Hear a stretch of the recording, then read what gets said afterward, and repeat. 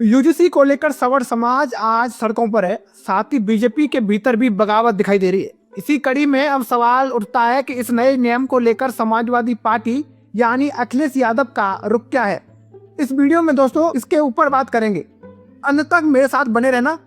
इसके अलावा आपको अंत में कुछ ऐसी बात बताऊंगा जिसे सुनकर आप भी कहोगे भाई ये तो सरकार का बहुत पहले का प्लान था। तो दोस्तों चलिए शुरू करते हैं। दोस्तों देश की राजनीति में कई बार ऐसा होता है कि कोई मुद्दा अचानक उभरता है, लेकिन अगर गहराई में देखें तो वो अचानक नहीं होता।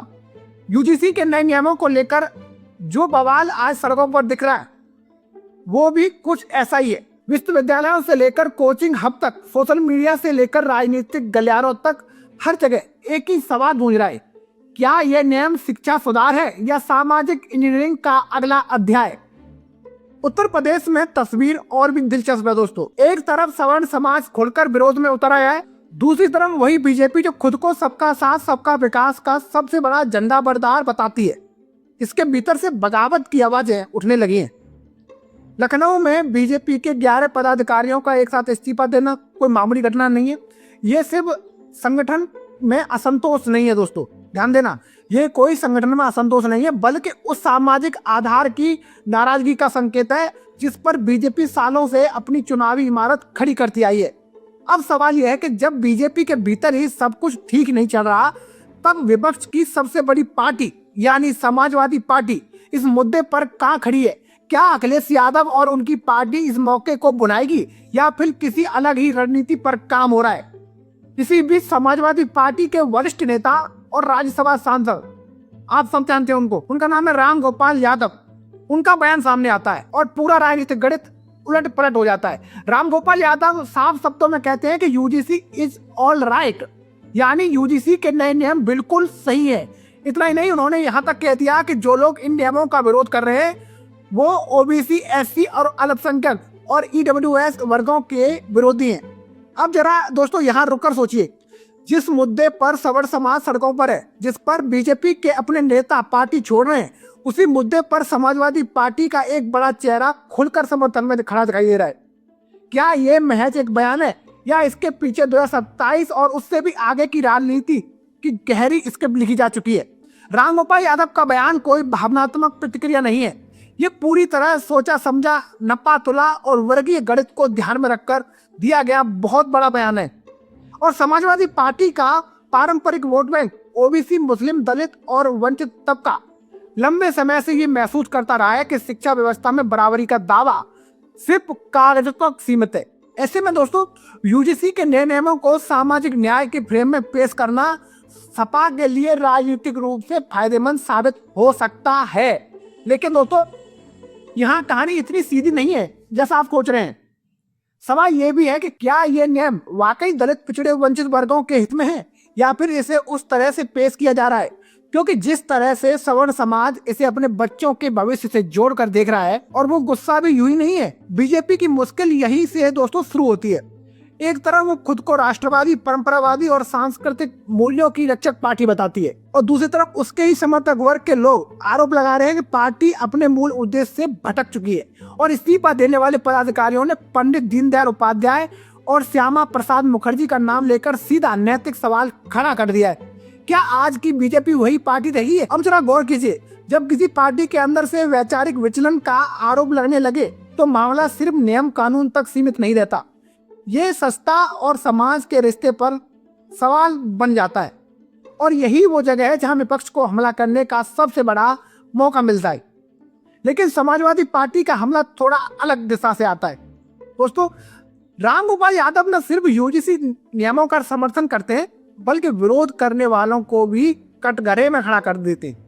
ये बयान सीधे तौर पर, दोस्तों ध्यान देना, ये बयान उनका जो है वो सीधे तौर पर सवर्ण बनाम गैर सवर्ण की बहस को हवा देता है जो उत्तर प्रदेश की राजनीति में हमेशा से निर्णायक रही है। इसके साथ ही रामगोपाल यादव विदेश नीति का मुद्दा भी उठाते हैं और वे कहते हैं कि चारों तरफ से घिर चुका है और विदेश नीति पूरी तरह फेल हो चुकी है। और सवाल उठता है दोस्तों कि यूजीसी जैसे घरेलू मुद्दे के साथ विदेश नीति को जोड़ने की जरूरत क्यों पड़ी। दोस्तों ये बहुत ध्यान देने वाली बात है।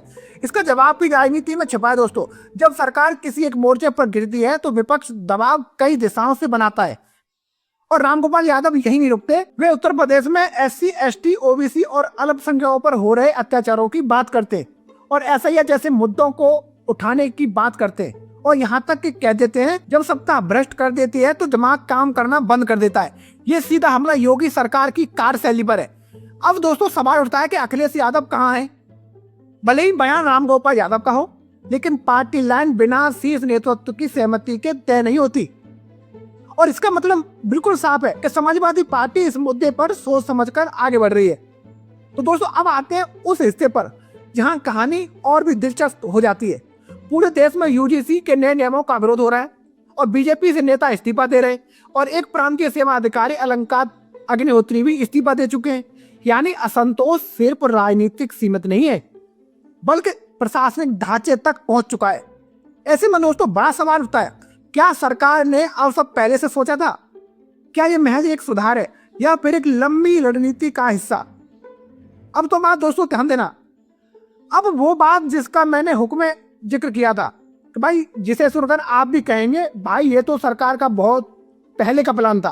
तो दोस्तों अगर पिछले कुछ सालों की नीतियों को जोड़कर देखें और नई शिक्षा नीति, भर्ती प्रक्रियाओं में बदलाव, संस्थाओं की स्वायत्तता और अब UGC के नए नियम, तो एक पैटर्न साफ दिखता है। ये सिर्फ शिक्षा सुधार नहीं है बल्कि शिक्षा के जरिए सामाजिक और राजनीतिक संतुलन को नए सिरे से गढ़ने की पूरी कोशिश है। सरकार जानती है कि आने वाले समय में सबसे बड़ा वोट बैंक कौन होगा, युवा, पहली पीढ़ी के शिक्षार्थी और वो वर्ग जिसे लंबे समय तक हाशिए पर रखा गया।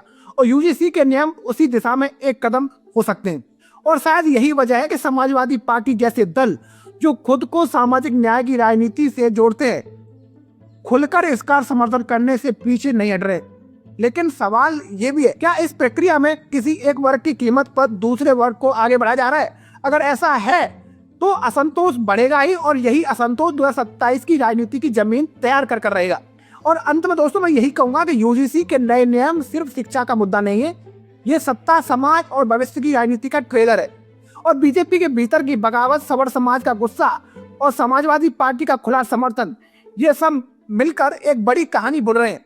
तो दोस्तों UGC के नए नियमों पर मचा बवाल सिर्फ आज शोर नहीं है, ये आने वाले कल की आहट है। और सड़कों पर उतरा समाज, पार्टी के भीतर उठती बगावत और विपक्ष की बदली हुई लाइन सब कुछ बता रहा है दोस्तों कि मामला गहराता जा रहा है। और ये बीजेपी के लिए बहुत बड़ी मुश्किल है क्योंकि 2027 में अभी चुनाव आने वाले हैं। तो दोस्तों सवाल सिर्फ नियमों का नहीं है, भरोसे का है।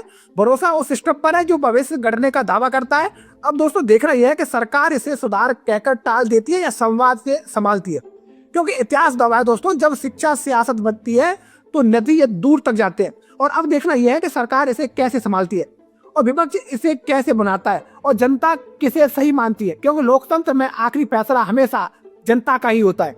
अगर आपको ये विश्लेषण पसंद आया हो तो वीडियो को अंत तक देखने के लिए आपका धन्यवाद और जुड़े रहिए, क्योंकि आगे राजनीति और भी दिलचस्प होने वाली है। तो दोस्तों मैं था आपके साथ मुकेश उपाध्याय। जय हिंद, जय भारत।